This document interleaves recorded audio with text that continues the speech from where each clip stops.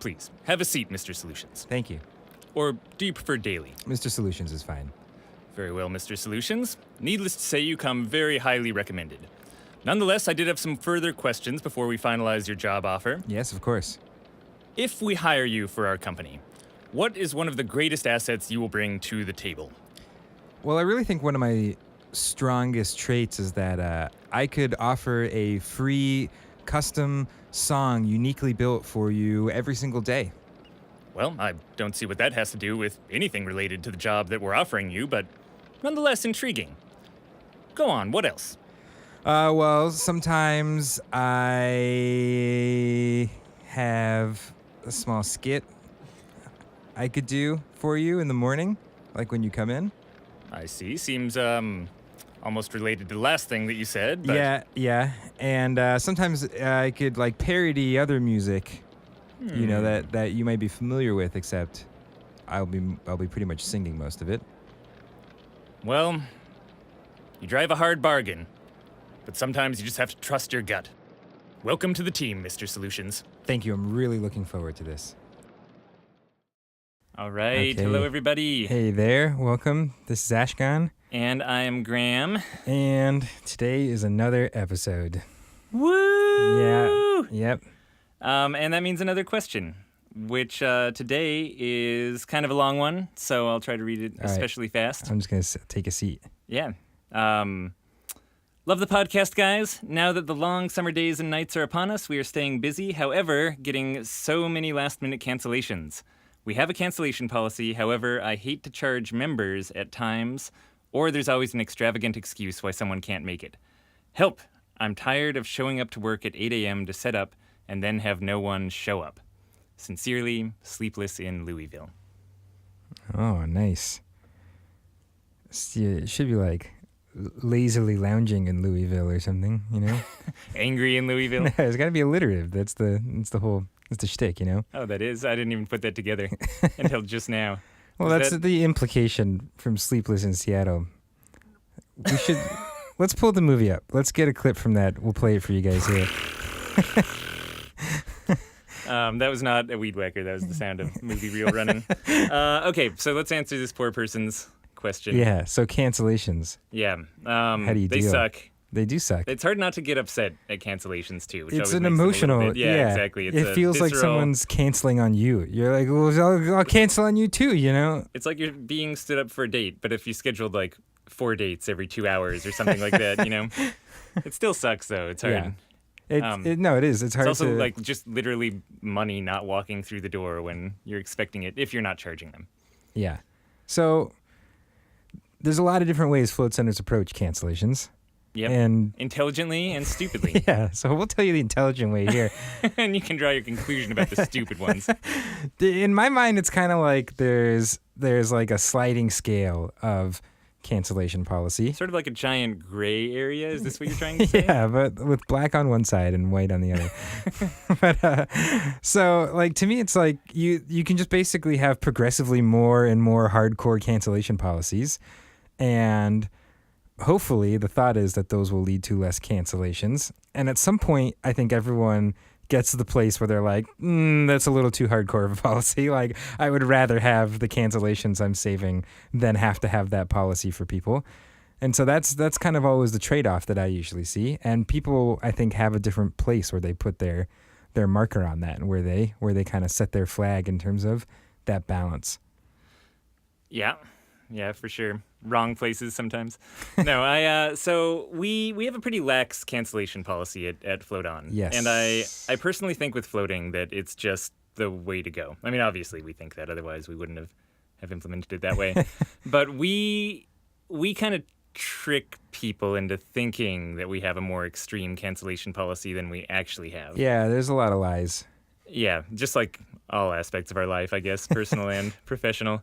But, so we say that we're going to charge people for their appointment if they don't cancel within 24 hours. And we have this 24-hour cancellation policy. And before we had a 24-hour cancellation policy, we got even more last-minute cancellations. So putting something in effect just to, like, kind of scare people into being responsible seemed to really do good by us. Because we don't really enforce it. Yeah. It's Yeah, not that's really the lying enforced. part. Yeah, that's the part that's a lie. We just let it hang out, and if people don't, if they cancel within 24 hours, then we don't charge them for the first time. But then if they cancel a second time, within 24 hours, we still don't charge them. And then if they cancel a third time, sometimes, depending on the circumstances, we start making them prepay and charge them and things like that. Yeah. Our policy is a little loosey-goosey. We keep trying to set these very concrete rules for it because we'll put notes on people's accounts, so that's how we track all this stuff. So if someone late cancels on us or doesn't show up, we'll put that note on people's accounts. And we'll give them kind of hilarious nicknames as well, sort of derogatory, Lady McLateface. Yeah, exactly. But here's where it gets weird is, let's say someone does this, maybe they do it 2 times, right? Or 3 times even. And it's 50% more. It's outrageous. and they float like every, twice a month or whatever. They're one of your regular floaters. And then like 3 years go by and they've been good. And then they have another late cancel or something. It kind of like, there's just these edge cases like that where it feels weird to enforce this kind of policy you have. You're like, well, it's your 4th one. That means this is going to happen. They're like, but I've showed up for like 90 appointments like in the last 2 years. And similarly, it feels weird being really mean to your members, even though sometimes they may end up with more cancellations in total because they just have a ton of floats booked. I mean, we had a guy who's floating every day with us, and he ended up racking up some cancellations, but he was still coming in to float like pretty much every day for a huge period of time. So it's like it's just very hard to come up with one simple set of rules that actually feels right in these situations like that. So we've struggled with that and eventually given up on it and just been like, hey, here's kind of the general guideline of what we try to do. And then, use your judgment from there. Like, don't follow these if it doesn't feel right. So you're one of those, the only concrete policy you can truly have on cancellations is there can't actually be a concrete policy? You can have a concrete policy. I mean, I feel like everyone, I think, is going to make some exceptions at some point. They have I to. imagine. Yeah, right. Just to be a reasonable human being. So let's go up the scale here of what I've seen. There's no cancellation policy at all. And no pre-charging, I would put that on there And too. no pre-charging. Yeah. Let's talk about that for a second, actually. Okay, yeah. No, that was good. I was just waiting to drop that bomb. So, so whether when you collect payment is another, and under what circumstances you collect payment before someone's appointment is another one. So one of the notes that will go on people's accounts for us after the 3rd time is collect prepayment, which if someone's paying online, by default, we take payment. So if all they're doing is interacting with us through a website, at Float On, we're like, okay, if that's the only contact we have, you have to put in your credit card in order and pay for your service in advance. But if they just call our shop over the phone and they were talking to an actual human being, then we don't require prepayment. And so the kind of more extreme version in lackadaisicalness from where we are would be not accepting prepayment even if they book online. And then also not. Yeah, which I've heard of a couple centers doing, and they say they get a lot of cancellations, and then they switch on the payment, and they say it reduces it significantly. Yeah. So like online, some sort of gateway online, you can do a lot of software systems allow you to either actually have people pay or just take people's credit card information but not charge them until they come in. So there's some flexibility in what you want to do there too. Yeah, and either way, I mean the goal is just to have some way to charge them if they just totally bail and don't show up. They're just more likely to show up if they put their credit card information in too. Yeah, little commitment barrier to entry there. So you could not charge upfront in any situation, and if people either cancel or they just flat out don't show up and never contact you, you never charge them. That would be the most loosey-goosey kind of thing there. I guess not even scheduling appointments in would be even more, people just come float whenever. And yeah, but then you get problems on the other side of overbook. This is assuming that you're running like a business. Okay, all right. Yeah. Or something out of, even if it's not a business, like people just can't show up to your house and like hop in your float tank. Whatever, just hop in there. That's gonna be my float center when I open one. Just hop in there, LLC. Well, we're not actually a business, but I don't really get around to that part. We don't even have float tanks. So yeah, there's various ranges of combinations of charging people. I've heard of people taking people's credit card information over the phone. I'd say that's like we're notching up one notch now. I've always personally found that to be kind of a lot of just like unexpected friction in the process. Like people, I don't think it's time consuming. Like I'd almost rather have my workers cleaning during that time rather than writing down all these numbers. Yeah, so it's not what people are. It's not the people are really used to putting the credit card stuff online. That's totally normal nowadays. But calling to make an appointment and giving credit card over the phone is not as common.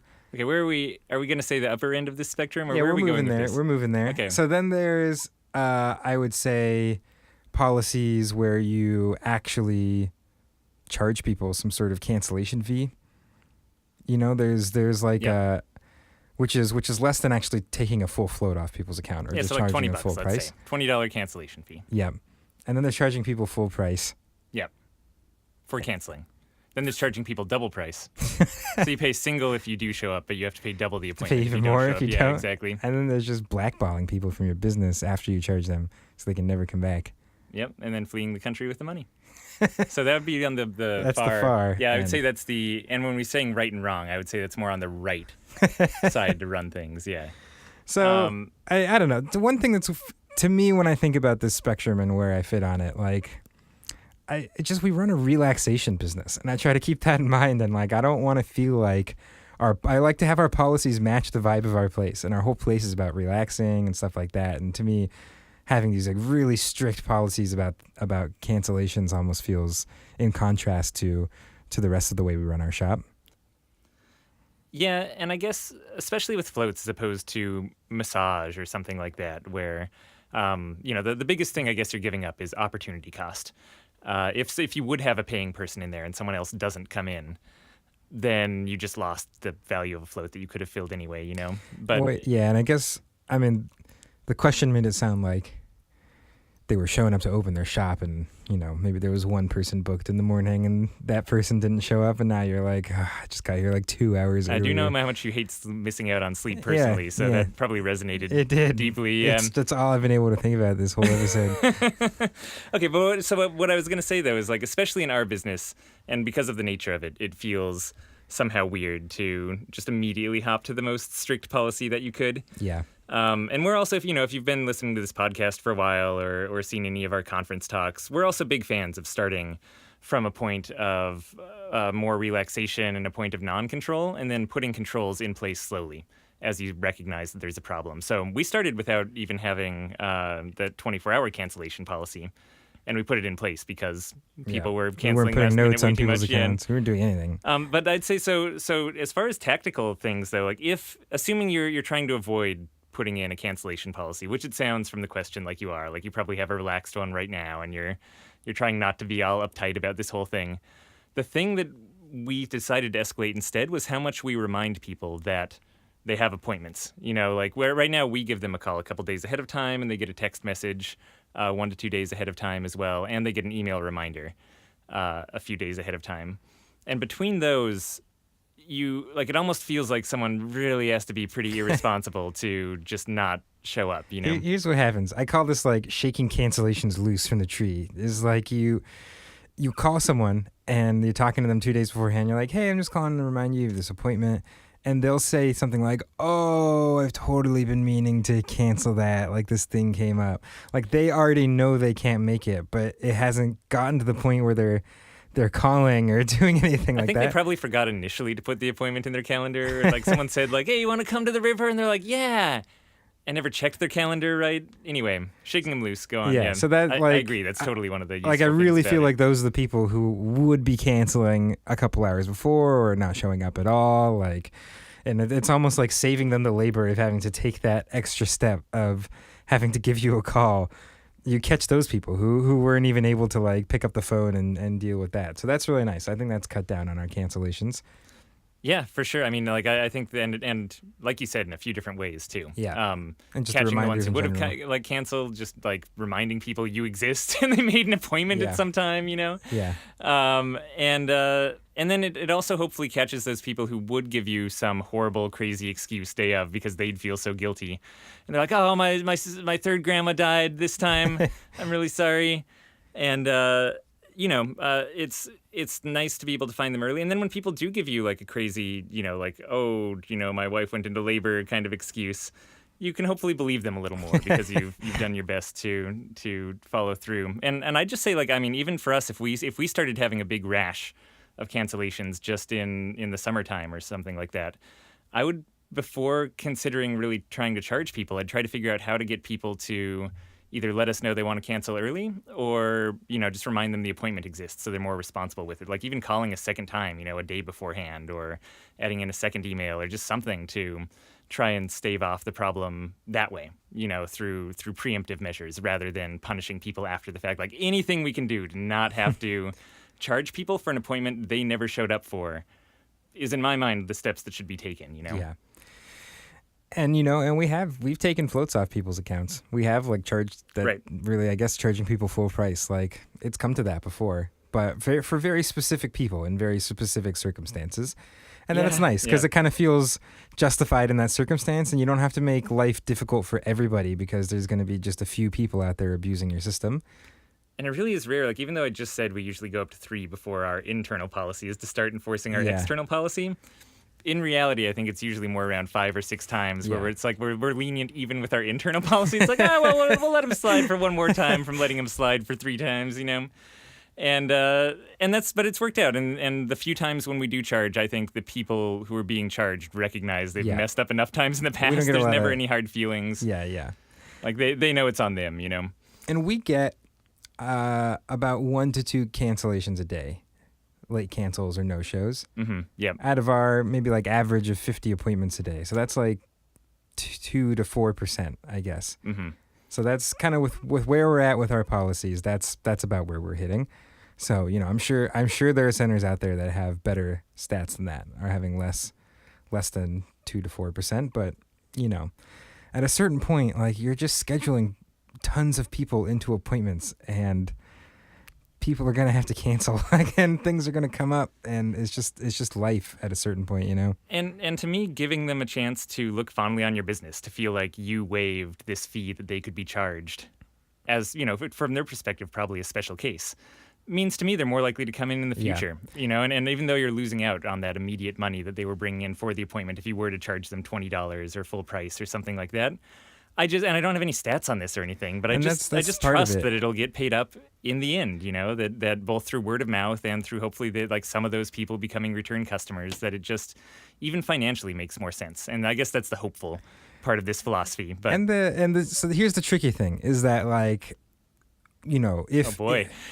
We're just getting to the tricky thing? The tricky thing about what you just said is that, that's why we have these policies, is because we believe, being a little bit more relaxed, laid back, forgiving to people. We think that presents us with, it creates an interaction with us and our customers that makes them like us more and more willing to keep doing business with us, and ultimately is good for us in the long run. But the tricky thing is there's no easy way of quantifying that, right? But there is an incredibly palpable, easy way of quantifying how many people cancel on you. Every time someone cancels last minute or doesn't show up, you see it there. The appointment's just staring at your face, or there's just this one little blank square in your appointment, and you're like, it's very frustrating, and it's very clear and evident when it happens. But how much your business is benefiting from you having, nice, relaxed, easygoing policies, it's hard to say. You're kind of... That is just kind of a much more looser, general sort of thing you're hoping, and the hope is that that's leading to an increase of appointments faster than you're losing from these cancellations. Yeah, but the old absence of confirmation isn't confirmation of absence problem. Yeah, this is the availability bias. You have the available information on one end, but not on the other side, and so it's a lot easier to lean towards that side where the information's right in your face and be like, look, I can see these cancellations. I have to stop these. Which, by the way, is how I think most extreme policies get made, not just in the float world, right? But just responding to the things that are right in front of you rather than all the things that are going well that don't kind of shove themselves under your nose as heartily. Yeah. So, I don't know. We may be wrong again. We don't have any stats. We're probably wrong, in fact. It's not. But it's just what feels good to us. So... Gotta go with that. Thanks for the question. Thanks for actually having a really legit sign off there as well. I enjoyed Lighthearted in Louisville or whatever it was. Very memorable. All right. If you guys have more questions for us, go to floatanksolutions.com/podcast. You can type them in right there. All right. Thanks, everybody. Bye.